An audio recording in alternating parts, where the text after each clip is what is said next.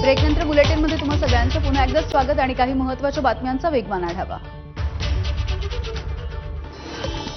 ST कर्मचाऱ्यांचा ऑगस्टचा पगार याच महिन्यामध्ये येण्याची शक्यता आहे। पगाराची फाईल आजच वित्त मंत्रालयाकडे पाठवण्याचे निर्देश।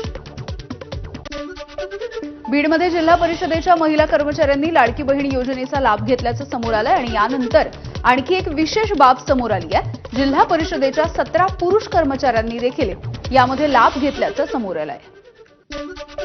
सरकारी अधिकाऱ्यांच्या परदेश दौऱ्यावरती आता सरकारचं नियंत्रण असेल। परदेश दौऱ्याचा राज्य सरकारला नेमका काय उपयोग होणार याचा तपशील द्यावा लागेल। ठाण्यामधील किसन नगर 3 या भागामधील 35 ते 40 वर्षीय जुन्या इमारतीचा काही भाग कोसळला। इमारत धोकादायक असल्याचं सुद्धा केलं होतं घोषित।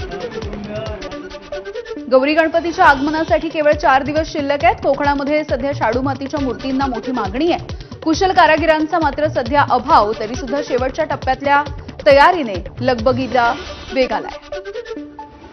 भारतीय अंतराळवीर शुभांशु शुक्ला यांनी आंतरराष्ट्रीय अंतराळ स्थानकावरून पोस्ट केला भारताचा व्हिडिओ।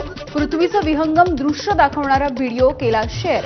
अंतराळ मोहिमेनंतरचे त्यांचे अनुभव सुद्धा त्यांनी व्यक्त केले।